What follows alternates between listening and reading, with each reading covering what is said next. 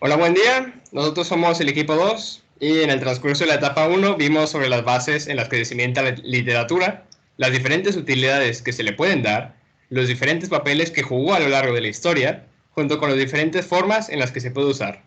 Todo esto se presentará en el siguiente mapa mental, acompañado de los diversos temas y subtemas vistos en la unidad 1. Empecemos.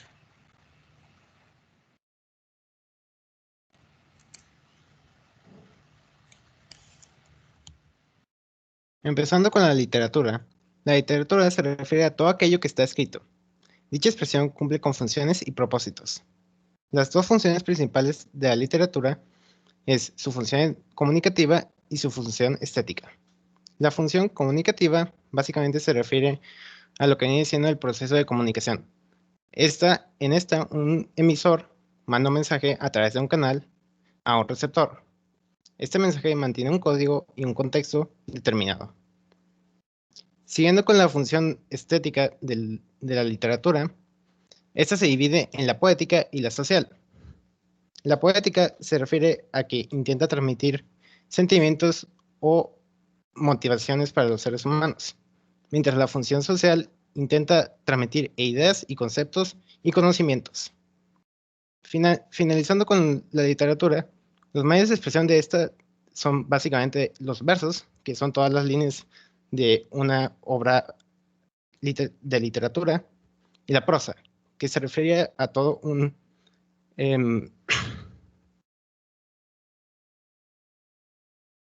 pues como párrafo de estas obras literarias.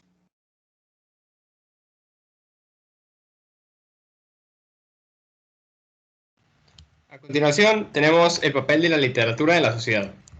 Empezamos con los tiempos en la edad moderna y contemporánea, en la cual tenemos que se le permite al humano imaginar mundos paralelos, ideales, en los cuales se pueda evadir mentalmente pues lo que sería la realidad. Y también esto mismo invita a la reflexión de un tema en particular, lo cual, por ende, impulsa el desarrollo personal del lector. También tenemos la literatura en la Edad Media, en la cual se conformaba por informar y educar. Se educaba, pues, cuando nacen los primeros textos didácticos de consulta y de divulgación del conocimiento que se tenía en esos tiempos. En informar, pues, se hacía a través de edictos y canciones de juglares, que llevaban las noticias versificadas de los acontecimientos más recientes que ocurrían en ya sea la villa, el pueblo o en el territorio. Después, por último, tenemos lo que sería la antigüedad, en la cual el centro social de comportamiento era a través de mitos, leyendas y narraciones didácticas, porque era la forma en la que se pasaba el conocimiento entre diferentes generaciones. Y también tenían la identidad trivia, que era mediante relatos fundacionales y heroicos.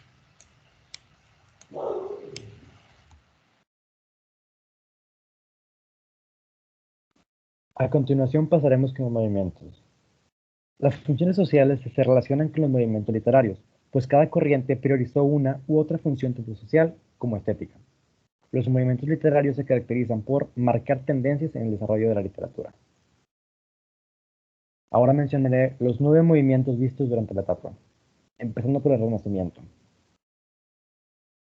Es la primera corriente literaria y artística en general.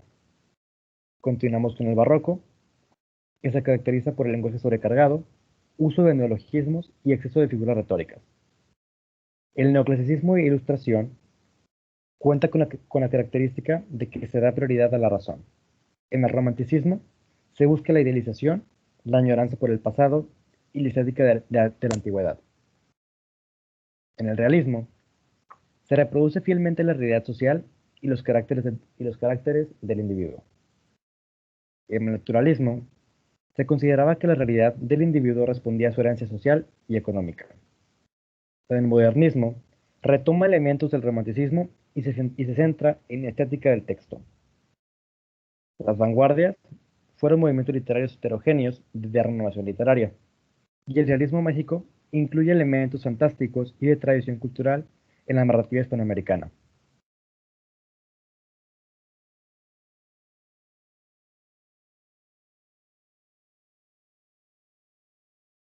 Ahora los voy a introducir a lo que es el texto literario, el cual tiene un carácter ficcional, es decir, que se basa en la imaginación. Esta imaginación es parte de la realidad del autor. Por lo tanto, la literatura es una interpretación que hace el autor de la realidad que le toca vivir, aun cuando se trate de temas futuristas o de ciencia ficción. Dentro de este está lo que es el lenguaje literario, el cual utiliza palabras poco comunes o en contextos diferentes al uso cotidiano, para dar originalidad, belleza y sentimiento a la obra. Dentro de este mismo se clasifica en la anáfora, el cual es la repetición de palabras al inicio de cada verso. Después está la antítesis, que es contraponer una frase a otra de significado opuesto. Después está el elipsis, que es la omisión de un elemento cuyo sentido se sobreentiende. Después el hiperbatón, que es la alteración del orden normal de los elementos oracionales. La hipérbole, que es la exageración de un concepto. La metáfora, que es la expresión de una idea por otra que tiene cierta relación con la primera. Es una visión muy personal del poeta. Y finalmente la paradoja,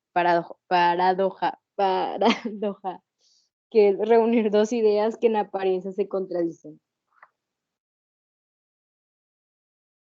Después, las principales formas de expresión literaria, las cuales son narrar, que es relatar una serie de hechos reales o imaginarios que transcurren en un espacio, un tiempo y un ambiente determinados.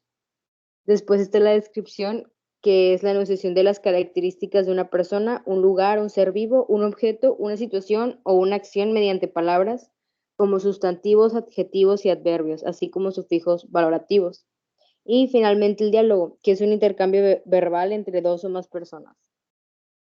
Después están los principales géneros literarios. Entre ellos está el género narrativo, que relata hechos reales o imaginarios. Dentro de este están los cuentos, novelas, leyendas, mitos y fábulas. Después está el género lírico, el cual expresa emociones y sentimientos del autor. Un ejemplo de esto son los poemas y las canciones populares y cultas. Después está el género dramático, que es una situación que se representa frente a un público.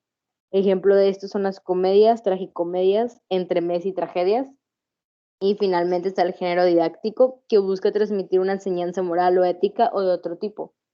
Un ejemplo de esto son las fábulas, ensayos, proverbios, sentencias y parábolas.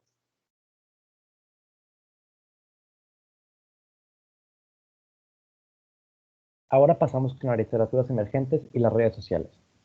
La literatura emergente es toda aquella literatura nueva, producida entre finales del siglo XX y lo que va del XXI. Muchos de los autores noveles buscan espacios de difusión y en este afán se producen obras en las que el proceso de producción muestran un gran despliegue de creatividad editorial, resultando en formas alternativas y a veces sorprendentes. Normalmente aquí, aunque incluyan los mismos aspectos que las demás literaturas, se destacan por el hecho de estar influenciadas por las redes sociales. Se destacan las plataformas digitales de Twitter, Facebook, WhatsApp, blogs internet y videos subidos a la plataforma YouTube.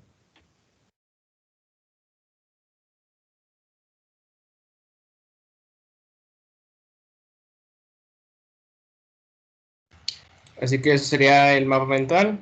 Esperamos que te hayas quedado con alguna nueva información que no conocías y muchas gracias por tu atención.